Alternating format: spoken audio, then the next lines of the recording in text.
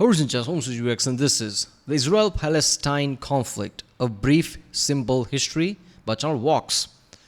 Yeah, Vox is one of those channels. I don't know if I'm pretty sure I've rated one or two videos, but yeah, Vox is like one of those big channels, right? Documentary slash type of channels. They post things. I don't know, but yeah, this is the best video I could have find about this. Yeah, with the recent thing that's going on right now.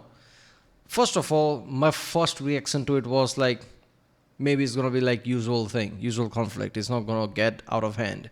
I did hear of like thousands of rockets fired at Israel, right? But that was the case a year or two ago as well. So I thought it's just gonna be something like that. I didn't know the scale, right? Because I didn't know how many rockets has been, it's like normal. Because there's always some kind of conflict there, right? There's always some rockets fired here and there. So I didn't know this was gonna go at the level that it did. Then I realized like, okay, they are declaring point blank war. And I'm like, wait a minute, what's happening? Then I really realized that, holy shit, this is like one of the biggest thing happened there. Like this is just all out war basically. It's like one wasn't enough. Apparently now there's two. This is starting to make me think like 2020s and going forward is going to be different than so far what we had. Like how many wars? Like I'm not gonna surprised if China suddenly declares war at Taiwan or even India now. It's like this is happening. Is this the world we live in? Right? It's like we had like 60, 70 years, whatever brief period where like it was like somewhat calm. I don't know. But yeah, this is kind of effed up. I don't know any history about Israel-Palestine, even though this is the one thing that people hear about all the time when we think of anything Middle East or whatever, right? It's like really old conflict. Simple thing that I think I know of, and I don't know, I might be wrong about this, is that Israel is basically, this kind of a Jewish state, and they were there long ago, but then they weren't, and then I guess they came back and took the place or something. And Palestine, I guess isn't Muslim, I think, if I remember correctly. And they were there when basically this Israel state was formed, and Palestine's like, give us our land back or something like that. I don't know. They have claim, they don't have claim. I don't know. It's confusing to me. Because first of all, I'm pretty sure I haven't watched any video or anything about it. This is the first one. So I'm guessing 10 minutes. One of the most complicated topic, and it can explain in 10 minutes. How is that possible? But we'll see how, clear this video makes things about me. I don't know, for me at least. But yeah, that's always fun. Remember people, if you like my reaction, no phone, like, subscribe. Check out the reaction, there's a link in the description. And yeah, let's watch it. One of the biggest myths about the Israel-Palestine conflict is that it's been going on for centuries, all about ancient religious hatreds. In fact, while religion is involved, conflict's mostly about two groups of people who claim the same land, and it really only goes back about a century to the early 1900s. Around then, the region along the eastern Mediterranean we now call Israel-Palestine, been under Ottoman rule for centuries, was religiously diverse, including mostly Muslims and Christians, also a small number of Jews who lived generally in peace. It was changing in two important ways. First, more people in the region were developing a sense of being not just ethnic Arabs, but Palestinians, a distinct national identity. At the same time, not so far away in Europe, more Jews were joining a movement called Zionism, which said that Judaism was not just a religion, but a nationality, one that deserved a nation of its own. And after centuries of persecution, many believed a Jewish state was their only way of safety and saw their historic homeland in the Middle East as their best hope for establishing it. In the first decades of the 20th century, I have seen throughout the history how many times Jewish people basically got screwed, let's just say. So their mentality is like, we might as well have our own nation. It's not that hard to understand, right? Like it makes sense if you really seen what happened to them. So it's like even thousands of years back, there's always some instances where Jewish people are the one that gets prosecuted. Tens of thousands of European Jews moved there. Damn. Really? After World War I, the Ottoman Empire collapsed, and British and French empires carved up the Middle East, the British taking control of a region it called the British Mandate for Palestine. At first, the British allowed Jewish immigration, but as more Jews arrived, settling into farming communities, tension between Jews and Arabs grew. Both sides committed acts of violence, and by the 1930s, the British began limiting Jewish immigration. In response, Jewish militias formed to fight both the local Arabs and to resist British rule. Then came the Holocaust, leading many more Jews to flee Europe for British Palestine and galvanizing much of the world in support of a Jewish state. In 1947, as sectarian violence between Jews and Arabs there grew, the United Nations approved a plan to divide British Palestine into two separate states, one for Jews, Israel, and one for Arabs, Palestine. The city of Jerusalem, where Jews, Muslims, and Christians all have holy sites, was to become a special international zone. The plan was meant to give Jews a state, to establish Palestinian independence, and to end the sectarian violence that the British could no longer control. The Jews accepted the plan, and they declared independence as Israel. But Arabs throughout the region Yep, somehow knew that, right? Someone I already knew that because of the Ottoman thing. Before I started to react to this channel, I didn't know much about anything, basically anything history. Then I realized most of the Middle East mess comes from collapse of Ottoman Empire and British and French just basically taking pen and paper. That's it. That's what caused this. So I don't know. I don't know how complex that was, but yeah, I can see kind of this fucked up thing happening. But both sides claims the land. Even going back centuries and even longer time, like once this land was ours, like at that point, like whose claim you're gonna acknowledge, right? region saw the UN plan as just more European colonialism trying to steal their land. Many of the Arab states, who had just recently won independence themselves, declared war on Israel in an effort to establish a unified Arab Palestine where all of British Palestine had been.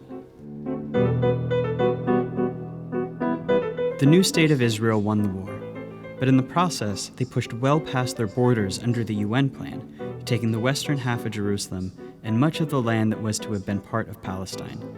They also expelled huge numbers of Palestinians from their homes, creating a massive refugee population whose descendants today number about 7 million. At the end of the war, Israel controlled all of the territory except for Gaza, which Egypt controlled, and the West Bank, named because it's west of the Jordan River, which Jordan controlled. This was the beginning of the decades-long Arab-Israeli conflict. During this period, many Jews in Arab-majority countries fled or were expelled, arriving in Israel. Then something happened that transformed the conflict. In 1967, Israel and the neighboring Arab states fought another war. When it ended, Israel had seized the Golan Heights from Syria, the West Bank from Jordan, and both Gaza and the Sinai Peninsula from Egypt. Israel was now occupying the Palestinian territories, including all of Jerusalem and its holy sites. This left Israel responsible for governing the Palestinians, a people it had fought for decades. In 1978, Israel and Egypt signed the US-brokered Camp David Accords. Shortly after that, Israel gave Sinai back to Egypt as part of the peace treaty. At the time, this was hugely controversial in the Arab world. Egyptian President Anwar Sadat was assassinated in part because of outrage against it. But it marked the beginning of the end of the wider Arab-Israeli conflict.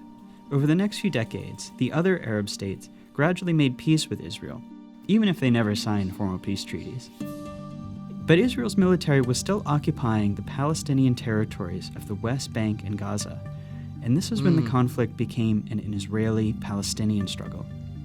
The Palestinian Liberation Organization, which had formed in the 1960s to seek a Palestinian state, fought against Israel, including through acts of terrorism. Initially, the PLO claimed all of what had been British Palestine, meaning it wanted to end the state of Israel entirely.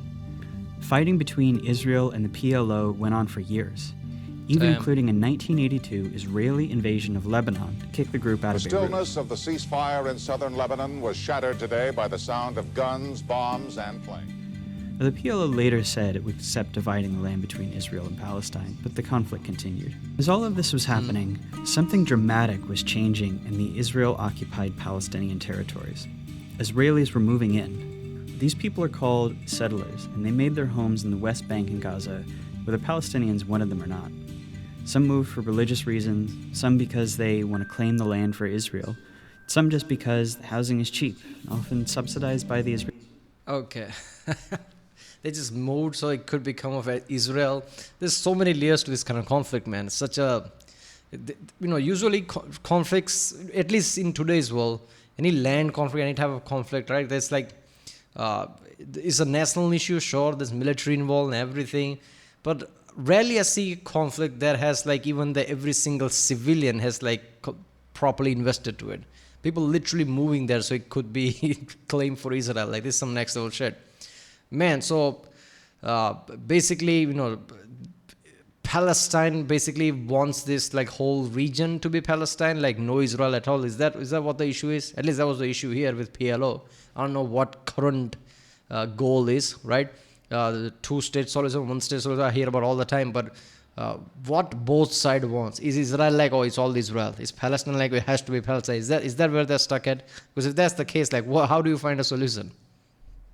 Israeli government. Some settlements are cities with thousands of people, others are small communities deep into the West Bank. If you've always felt a deep yearning for Jerusalem, now is a once-in-a-lifetime opportunity not only to stand within its gates, but also to build the home of your dreams there. Settlers are followed by soldiers to guard them, and the growing settlements force Palestinians off of their land and divide communities. Short term, they make the occupation much more painful for Palestinians. Long term, by dividing up Palestinian land, they make it much more difficult for the Palestinians to ever have an independent state. Today, there are several 100,000 settlers in occupied territory, even though the international community considers them illegal. By the late 1980s, Palestinian frustration exploded into the Intifada, which is the Arabic word for uprising.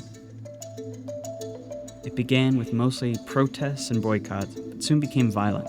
Israel responded with heavy force. A couple hundred Israelis, over 1,000 Palestinians died in the First Intifada. Around the same time, a group of Palestinians in Gaza, considered the PLO too secular, too compromise-minded, created Hamas, a violent extremist group dedicated to Israel's destruction. By the early 1990s, it's clear that Israelis and PLO was more like compromise or whatever. Is like, really? It's like they are really soft. So that's not what I heard so far. Damn. So I'm guessing Hamas is even more stronger mentality than that. Yeah. One thing I've gathered from all this, like, I don't know whose claim is like better, right? Is it Palestine? Is it Israel? Right? You can go back and forth. But what happened right now is like a clear case, right? Like the way they just basically launched all the missiles and attacked civilian places out of the blue, right? The tactic is just like completely wrong, right? All the civilian that is involved, right? And just, even I read news today, right? That they said like every bombing that Israel does, we're going to kill a hostage or something. Like, come on, man. Can you get more James Bond level bad? What is this? So this is just insane, right? I don't know. Right now, even as I talk right now, I know this conflict is just like getting intensified, right? It's already worse. So yeah, I don't know. and Palestinians have to make peace. The leaders from both sides signed the Oslo Accords. This is meant to be the big first step toward Israel maybe someday withdrawing from the Palestinian territories and allowing an independent Palestine.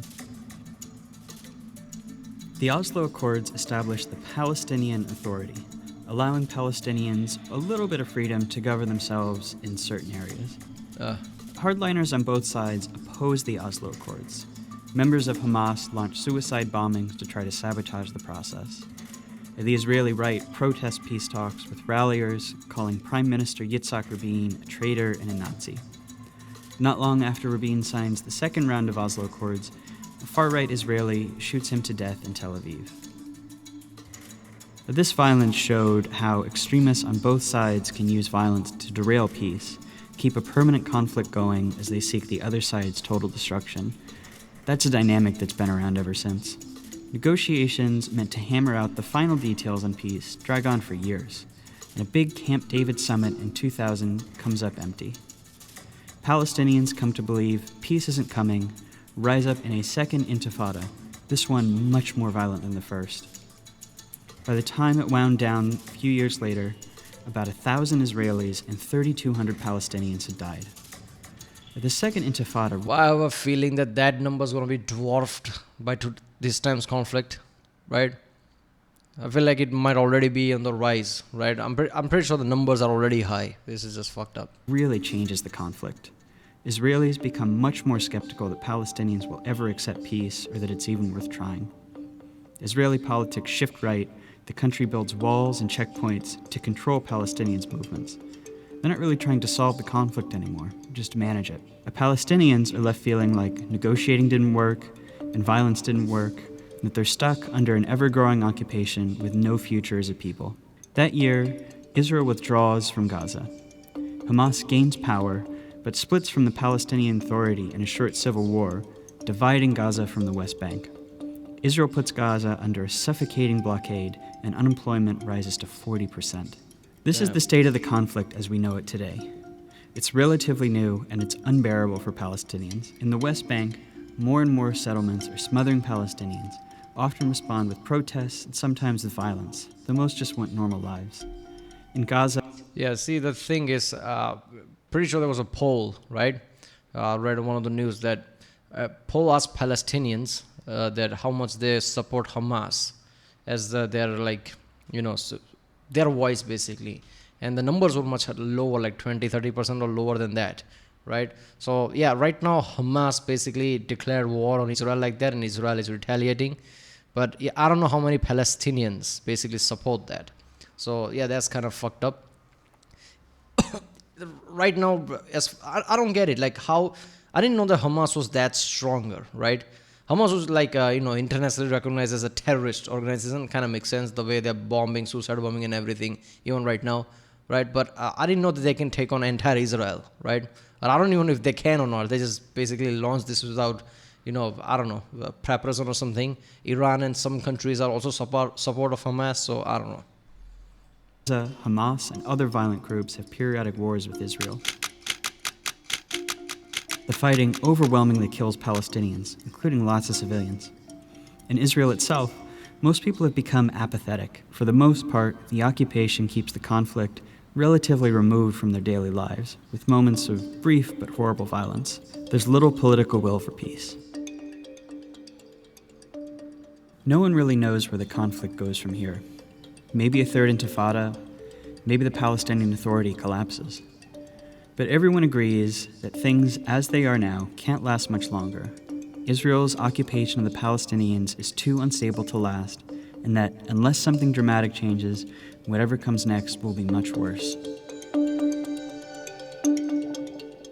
Damn. All right. Yep. This is a fucked up scenario, but one thing I've gathered so far, at least with my brief research or whatever, right, that so far in Israel, things are kind of mostly free, right?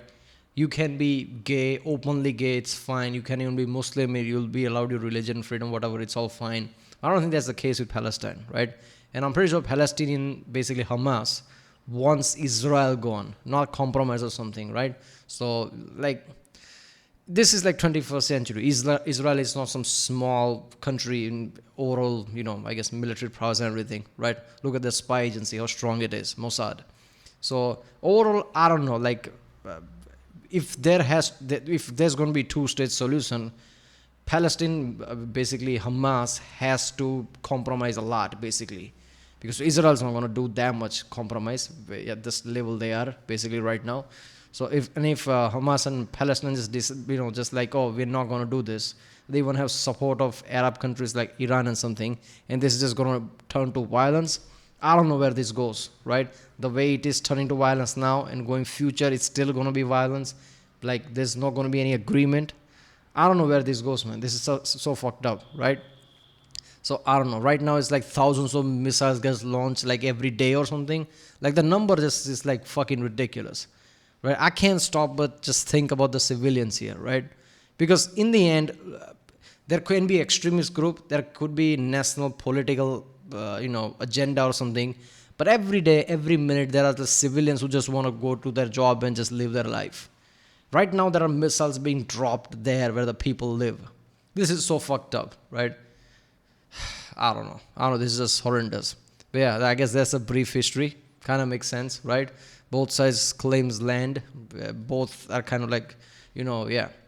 But to me, when things are more complicated, I look to more simplistic mentality, basically simplistic objective.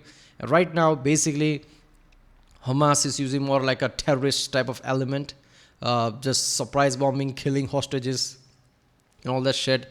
So you can't really like think about that. So you have to, basically support Israel at that point, right? So, in that way, my mentality is like Hamas is just wrong the way they are doing it things, right? And Hamas is a terrorist organization. Hamas, I don't think they're all Palestinians support them, right? So you can't just say like Hamas is Palestinian completely. Like, it's like representation of entire Palestine. So yeah, the way Hamas is doing is not going to help anything. First it was PLO decades ago, now it's Hamas. Yeah. So common people who like good-hearted, I don't know what go through their head, because at that point nobody's going to have sympathy for you either, because what's happening right now, right? It's because an organization using really bad tactics to fight in the name of you. So there are going to be good people on both sides, basically civilians, right? And on the Palestinian side, I don't know what go through their head at this point. Israel's going to go attack full force, which they are, right? People are going to die left and right, and world community might not even have any sympathy for you, because how Hamas is the one who was the aggressor, right? So yeah, this is fucked up. Alright, well, that was the Israel-Palestine conflict, a brief, simple history by channel Walks. I don't know. I'll see you next time.